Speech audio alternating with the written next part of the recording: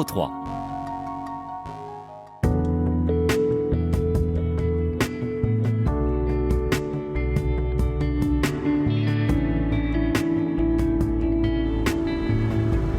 Nous atterrissons à l'aéroport international de Nice pour nous rendre dans un petit paradis à tout juste 1 km à vol d'oiseau de la piste d'atterrissage. À première vue, on vous l'accorde, cela ressemble plutôt à un capharnaüm.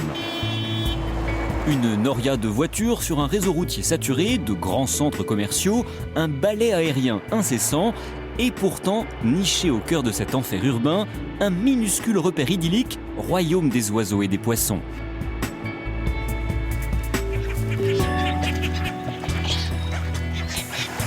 Un écosystème exceptionnel qu'on a bien eu raison de protéger. Et cet aquarium à ciel ouvert a son ange gardien, Daniel Narcy. Chaque matin, Monsieur Muscle prend soin de ses poissons et les nourrit.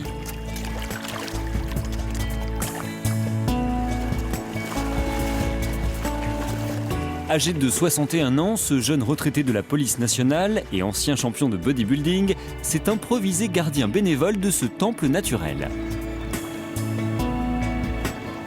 Il veille sur les lieux et ne boude pas son plaisir lorsqu'il s'agit de nager avec ses amis.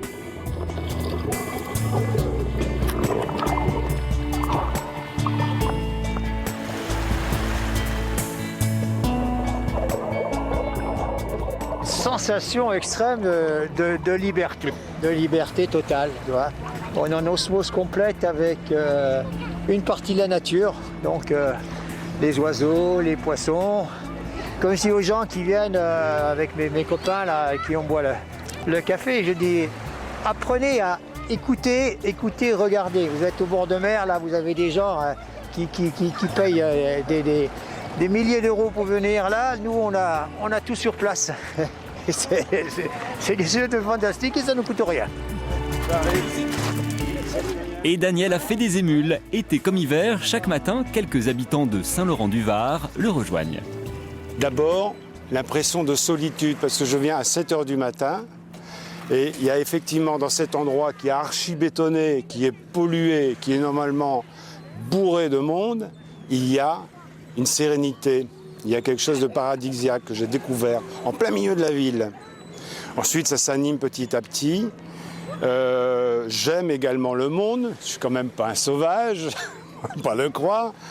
Et j'ai vu qu'il y avait une passion pour la faune marine ici, que ce soit donc les poissons ou les oiseaux. Et quelque part, je me suis laissé gagner, je pense, par cette... on peut parler d'enthousiasme. Le moins que l'on puisse dire, c'est que des poissons qui vous mangent dans la main, ce n'est pas courant. Au départ, notre ange gardien s'est lié d'amitié avec un couple de cygnes. Puis d'autres animaux ont vite compris que Daniel ne leur voulait que du bien. Ces cygnes se sont habitués, tous les matins viennent chercher leur pitance sur la plage. Grâce à ces cygnes, on a réussi à fidéliser des oiseaux, principalement toute une colonie de goélands, de petites mouettes rayeuses. Et ensuite, les poissons se sont aussi invités au festin, puisqu'on leur donne, on les nourrit tous les matins.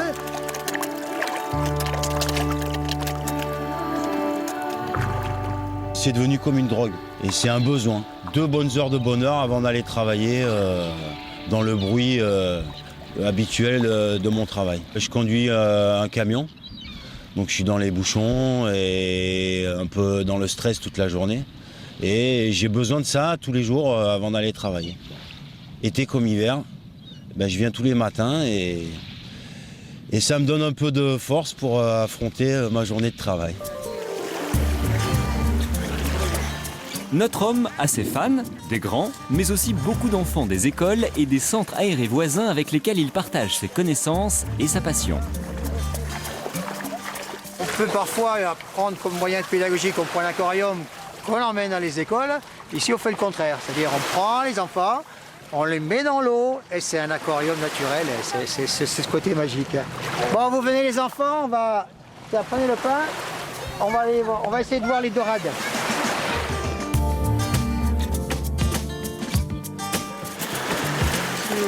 Tout à l'heure. Voilà. Prenez du pain dans la main. Et vous?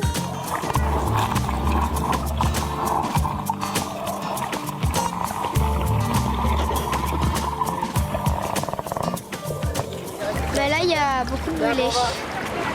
Des fois, il y a aussi des dorades royales. On va jeter les... T'arrives à les toucher? Oui, bien sûr, je les caresse. Des fois, on les prend. Et tout ça. C'est sympa. Ouais.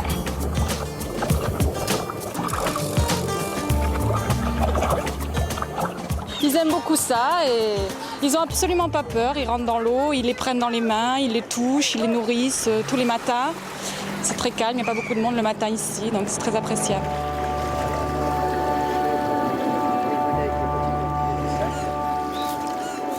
Bon, les enfants, on va aller dans les petits rochers hein, et on va aller chercher.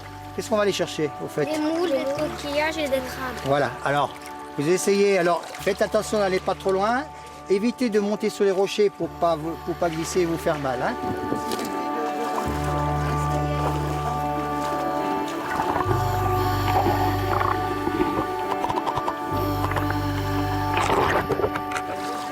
Daniel est là, il répond à toutes les questions des enfants. Dès qu'ils voient un poisson qu'ils n'ont jamais vu, ils vont le voir. S'ils attrapent un coquillage, ils vont lui montrer un crabe. Daniel, viens voir ce que j'ai trouvé. Donc vraiment, dès qu'ils l'ont connu, ils l'ont tutoyé. Il y a une confiance qui s'est établie entre eux. Et même moi, je ne laisse pas souvent mes enfants parler aux étrangers, mais voilà, la confiance s'est établie tout de suite.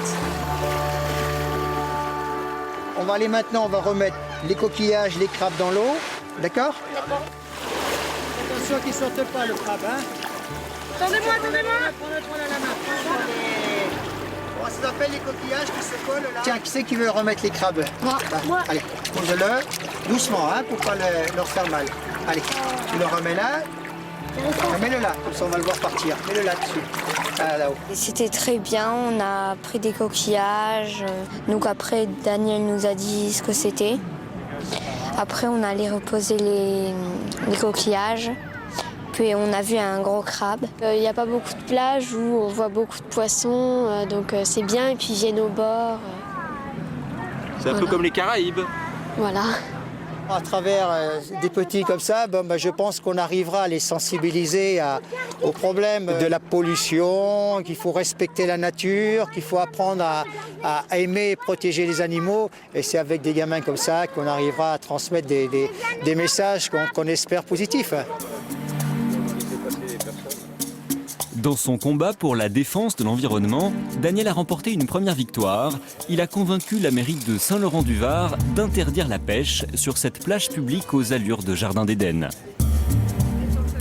Au début, les quelques pêcheurs qui venaient pêcher à la ligne ont trouvé que c'était ridicule, c'était quoi encore cette histoire d'écologiste, etc. Mais enfin, on leur a fait comprendre que 150 à 200 mètres de plage, pouvait très bien pêcher à côté. Et surtout, on a eu aussi des problèmes de pêche sauvage. Alors là, c'était carrément des braconniers qui sont venus une fois ou deux pêcher à l'épervier. Hein, donc, réussir à attraper plusieurs kilos, dizaines de kilos de poissons. Et là, donc, la police municipale maintenant intervient et donc il y a une surveillance qui se fait de manière assez rigoureuse. Et si la police municipale ne suffit pas, il y a Daniel. De jour comme de nuit, il est à l'affût. À n'en pas douter, notre homme est de taille à protéger son royaume.